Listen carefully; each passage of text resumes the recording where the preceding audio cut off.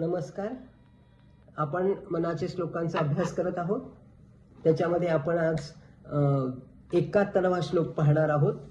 आपल्याला खूप पल्ला गाठायचा आहे पुढे, त्यामुळे लवकरात लवकर आपले श्लोक आपण हे जसे जसे आपण घेऊ तसं आपलं थोडंसं आपल्याला वाटेल की तेच विचार आहेत, परंतु आपल्या पण बुद्धीवरती तेच जर आपण सारखं सांगत गेलो तर त्याचा लवकर परिणाम होतो.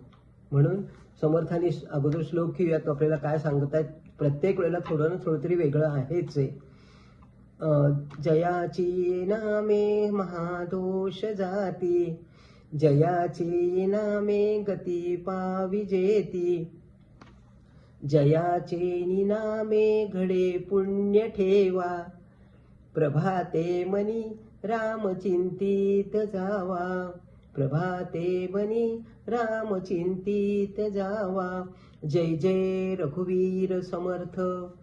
ज्या वेळेला मन आपलं कसं असतं याचा जर आपण विचार केला तर आपल्याला लक्षात येईल की मन हे आपलं एकेका सेकंदाला मन बदलतं. डोळ्याची पापणी लावताना मनामध्ये वेगवेगळे विचार येतात, आपल्याला कळत सुद्धा नाही. म्हणून मन जे आपलं आहे ना, त्याला आपण पहिले कसं आहे ते बघूयात. मन ग्रहणशील आहे. पहिली गोष्ट ही एक मोठी शक्ती आहे. मनाची दुसरी मोठी शक्ती म्हणजे ग्रहणशील, पटकन ग्रहण करतं ते. मन हे ज्याचं चिंतन करतं तसं होतं. म्हणजे कीटक भ्रमणाची गोष्ट आपण मागे अनेक वेळा बघितलेली आहे. तसं होतं. मन जसं चिंतन करेल तसं बनतं. शूराचं चिंतन केलं शूर बनेल, स्त्रीचं चिंतन केलं स्त्रीण बनेल.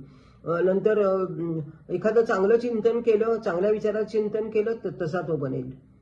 अशा प्रकारे ज्याचं चिंतन करू तसं मन बनतं.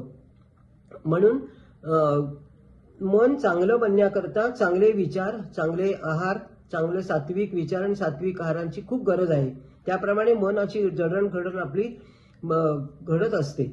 वस्तूंचं चिंतन जर कधी केलं तर त्याचा काही उपयोग नसतो. रंगाचं चिंतन केलं तर उपयोग नसतो.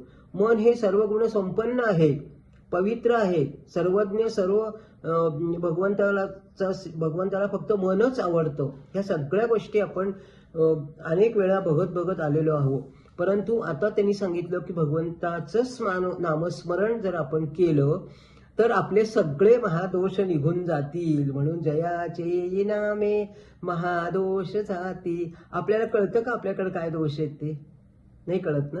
आपल्याला कधीच कळणार नाही आपल्यात काय दोष येते. आपल्याला फक्त दुसऱ्यांचेच दोष कळतात.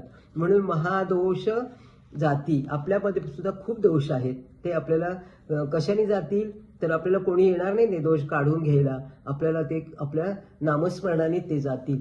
म्हणून त्यांनी सांगितलं की वाल्मिकींचं उदाहरण देऊन सांगितले त्यांनी. अपिचेतस दुराचारो भजन्ते मामनन्य भाग. अपिचेतस दुराचारो भजते मामनन्य भाग. साधुरेवस्य मंतव्य सम्यक व्यवसितो ही सहा. कसा होता वाल्मिकी? कशाचं चिंतन करत होता? कोणीतरी रोज येईल त्याला मारू, आणखीन त्याचं संपत्ती लुबाडू, ह्याचं चिंतन होतं. जेव्हा रामनामाचं चिंतन सुरू झालं त्यांचं, त्यावेळेला ते एक महान ऋषी बनले. केवढं मोठं परिवर्तन झालं. म्हणून रामनामाने तर सर्व दोष निघून जातातच, परंतु एक उत्तम व्यक्ती किंवा भक्त बनण्याची सुद्धा संधी रामनामानेच येते. म्हणून आपल्याला माहिती आहे की जरी दोष जात असले तरी देखील हे वाल्मिकी जर डोळ्यासमोर जर आणले तर आपल्या लक्षात येईल. तसंच भगवंतांनी पुढे सांगितले की जयाचे नामे गती पावी. जयजी गती म्हणजे अंतकाळ, शेवटचा काळ. त्यावेळेला जर मृत्यूच्या वेळेला जर एखाद्या साधक असतो एखादा चांगला, आणि त्याला माहिती असतं की अंतकाळी पण देवाचं नाम आलं पाहिजे, म्हणून तो जर देवाचं नाव घेतच जर त्याच्या चांगल्या कुळातला असला तर त्याला तसं हे मिळतं, पुण्य मिळतं त्याला. नामोच्चाराने त्याचं महत्व, नामस्मरणाचं महत्व खूप मोठं आहे. त्यांनी जर भगवंताचं नाम घेतलंच तर हे सांगतात, तुकाराम महाराज सांगतात की शेवटचा दिवस गोड झाला. शेवटी सुद्धा त्याला आठवलं, म्हणजे देवाचं नाव आयुष्यभर घेतलेलं असेल तर शेवटी आठवतच नक्की. म्हणून ते काय एक आपला पुण्य ठेवा आहे आणि कवच आहे एक आपला. कवच बनून आपल्या बरोबर राहतं. ते इतकं अप्रतिम नामाचं महत्व आहे. भगवंताच्या नामस्मरणाने आपल्याला पुण्य साचत जातं. संकटातून भगवंत आपल्याला बाहेर काढतो. थोडं जरी आपलं नामस्मरण असलं तरी देखील भगवंत आपल्याला आमचे साधकाला त्या साधकातून अपघातातून वाचवतात. संकटातून आजारी दूर मोठा आजार झाला असेल त्यातनं वाचवतात. कधी कधी आपल्याला घरात सुद्धा चांगली सून मिळते, मनासारख्या गोष्टी घडतात. ह्या सगळ्या नामस्मरणाने होतात. म्हणजे पूर्वी केलेलं असेल पूर्वजन्मामध्ये सुद्धा किंवा आपण अंतकाळी तेव्हा त्याचं हे सगळं फळ मिळत जातं. म्हणून नामस्मरण हे भगवंताच्या चिंतनाचंच हवं आहे. म्हणून उपेक्षी कदा देव भक्तिभिमानी या श्लोकात त्यांनी सांगितलंय बा. मागच्या 27 पासून 37च्या श्लोकामध्ये भगवंताचे रक्षण कसं करतो. भगवंतानी प्रतिज्ञा घेतलेली असते महाभारतामध्ये पांडवांच्या बाबतीमध्ये की पांडव इतके संकटात सापडलेले असतात.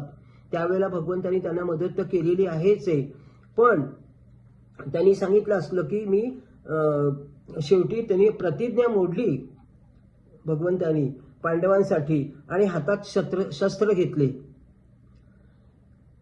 इतकी मोठी प्रतिज्ञा असताना सुद्धा भगवंत धावून त्यांना मदत करायला गेले. हे कशामुळे झालं? ते नामस्मरणामुळे झालं. म्हणून एका श्लोकात समर्थांनी म्हटलेलं आहे बघा, नामस्मरे निरंतर जे जाणावे पुण्य शरीर, महादोषांचे गिरीवर राम नामे नासती. म्हणजे इतकं पुण्यदायक शरीर बनतं. म्हणून गोंदवले महाराज नेहमी सांगतात की कुठलाही संघर्ष असू द्या, अंतर्मुख होऊन तुम्ही भगवंताचे नाम घ्या. नामस्मरणाचं महत्व त्यांनी कोणी नाही इतकं सांगितलं, इतकं नाम गोंदवलेकर महाराजांनी सांगितलेलं आहे. तुम्हाला तुमचे दोष दिसणार नाहीत, पण ते दोष आपोआप हळूहळू टाकून देण्यास सुरुवात होते. आणि म्हणून नामस्मरण हे श्रेष्ठ आहे हे लक्षात ठेवून आपण समर्थांनी सांगितले शेवटी की प्रभाते मनी राम चिंतित जावा. सुबहची सकाळची वेळ ही आणि आत्ताची वेळ ह्या ज्या वेळेपर्यंत आपला मधला प्रवास आहे दिवसातला, त्या वेळेप्रमाणे आपण नाम आपल्या वेळेप्रमाणे घेत जावं, परंतु नाम घेत जावं हे सगळ्यात महत्त्वाचं आहे. म्हणून मन आपलं तसं बनेल आणि तसं बनलं की आपल्याला पुण्य ठेवा भगवंताजवळ साचेल. आणि म्हणून आपल्याला हा एक छोटासा प्रयोग त्यांनी दिला की तुम्ही करून पहा, म्हणजे तुम्हाला अनुभव येईल. अशा प्रकारे हे पुष्प भगवंत चरणी अर्पण करते आणि तुम्हाला सगळ्यांनाही नमस्कार करते. नमस्कार.